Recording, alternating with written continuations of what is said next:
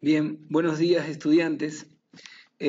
Vamos a empezar con esta serie de tutoriales para ayudarlos en el desarrollo de la materia de estadística.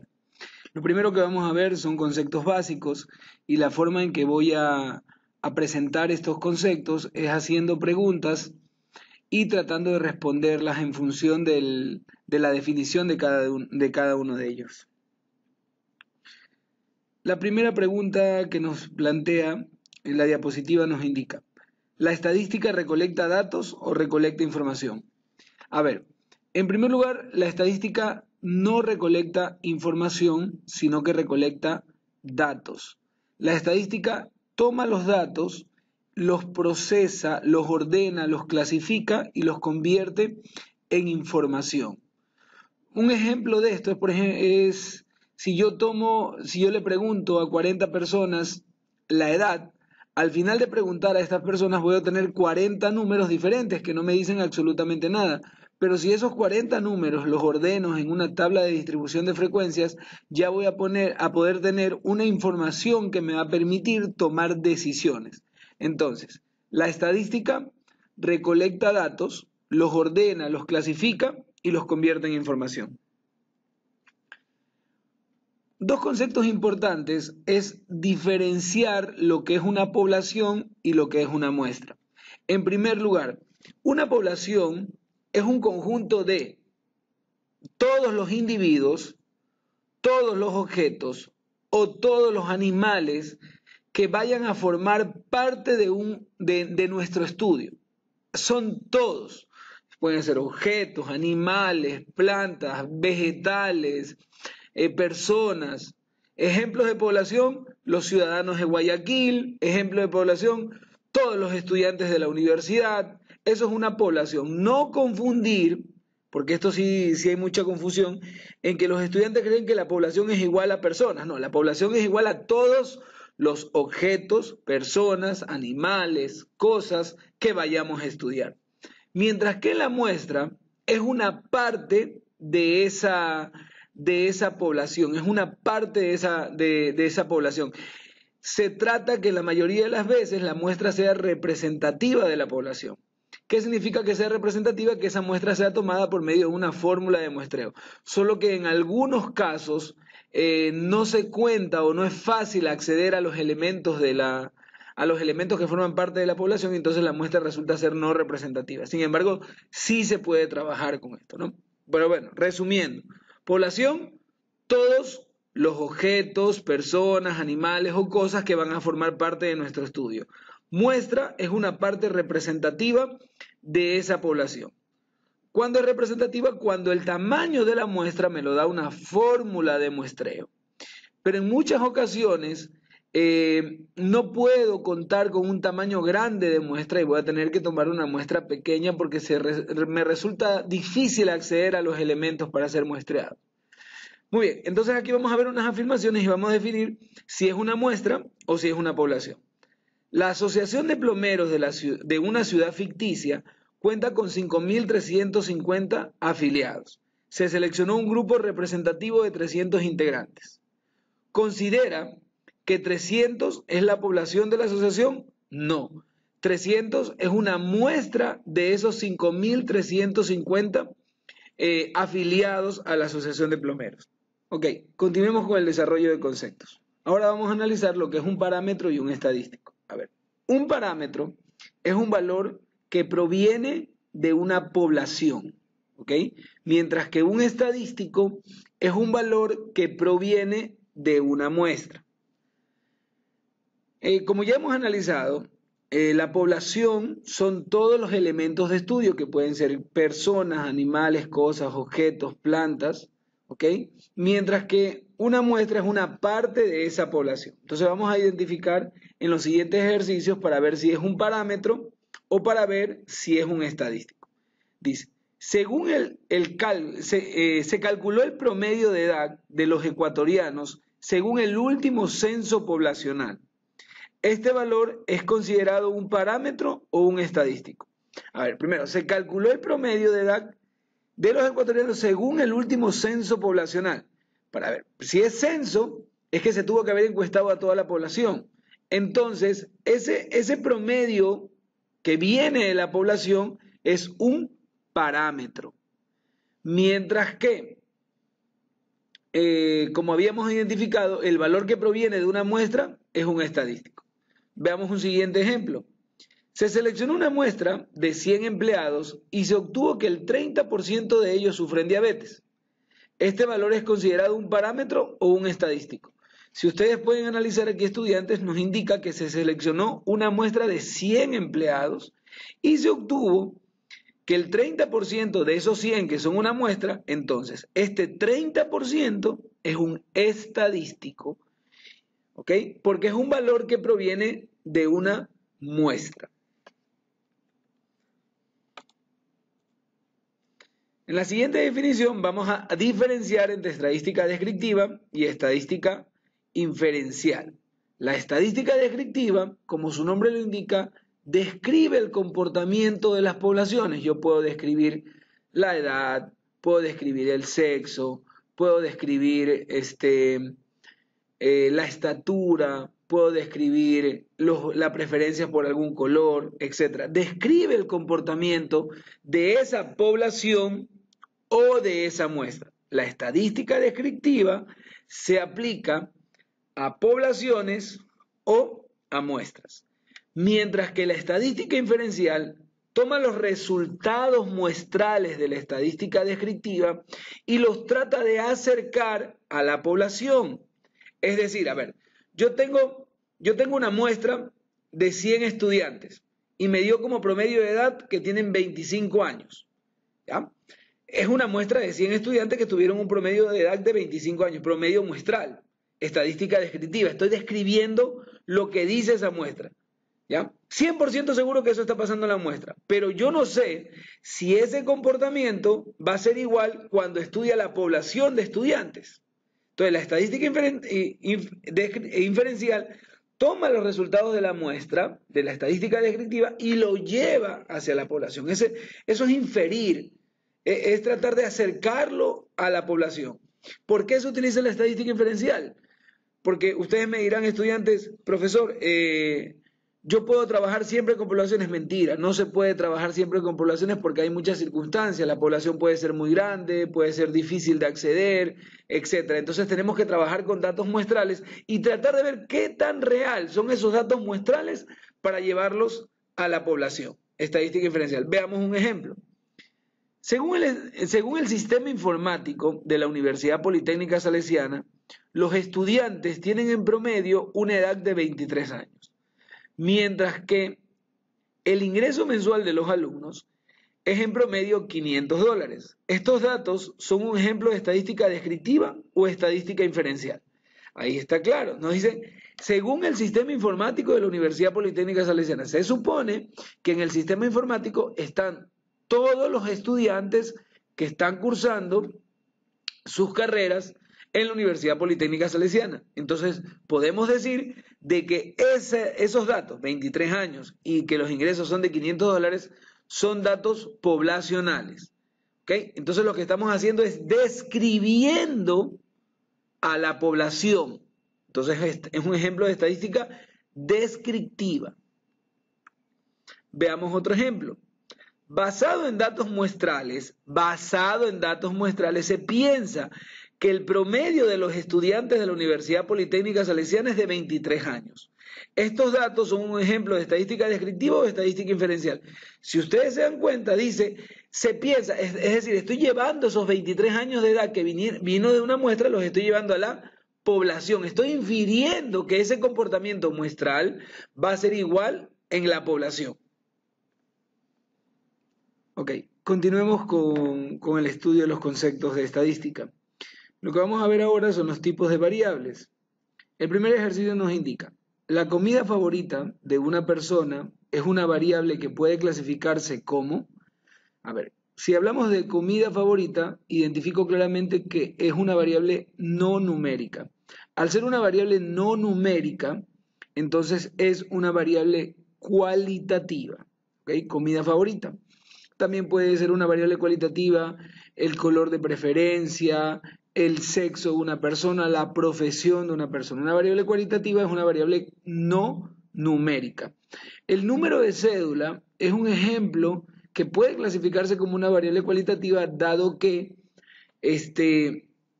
yo no puedo multiplicar los números de cédula, no puedo sumar los números de cédula, no puedo promediar los números de cédula. Desde ese punto de vista, a pesar de contener números, en realidad es una variable cualitativa. El número de electrodomésticos vendidos durante una semana es una variable que puede clasificarse como, dice, número de electrodomésticos. Hago una pregunta, estudiantes. Número de electrodomésticos. Yo puedo vender un electrodoméstico y medio, o 10 electrodomésticos y medio, o 15.8 electrodomésticos. No se pueden vender. ¿Ok? Yo vendo 1, 3, 5, 20, 40 electrodomésticos. Entonces, al decir número, en primer lugar, ya sabemos que es una variable numérica y tiene que ser cuantitativa. Ahora, es una variable cuantitativa discreta, porque no almacena valores intermedios, no tiene puntos decimales en sus posibles valores. Entonces es una variable cuantitativa discreta. El tercer ejercicio nos indica la cantidad de dinero en las cuentas de ahorros de los clientes de un banco. Es una variable que puede clasificarse como, voy a razonar. Primero, es una variable numérica, en consecuencia es una variable cuantitativa. Ahora, cantidad de dinero, yo pregunto, ¿yo puedo tener exactamente $10? Sí, pero otra persona puede tener $10 con 50, $10 con 25 o $100 con 35 centavos. Desde ese punto de vista, hablamos que esta variable, cantidad de dinero, debe ser una variable cuantitativa continua, porque puede almacenar valores numéricos en formato digital, en formato decimal, perdón. Entonces, otro ejemplo de variables cuantitativas continuas puede ser la estatura, puede ser el área de los cursos de la Universidad Politécnica Salesiana, puede ser también un ejemplo de variable cuantitativa continua. Estudiantes, entonces tenemos dos tipos de variables. Variables cualitativas, que son cualidades, ¿ok? Preferencia por algún equipo de fútbol, preferencia por algún color, el sexo de una persona, la profesión de una persona, son variables cualitativas. Mientras que las variables cuantitativas se clasifican en dos. Variables cuantitativas discretas, que son variables que solamente pueden tener valores enteros. Número de hermanos, número de hijos, el número de electrodomésticos vendidos, mientras que las variables cuantitativas continuas pueden almacenar valores en decimal. Ejemplo, la superficie de un curso, la cantidad de dinero en el banco, como ya vimos, la estatura de las personas.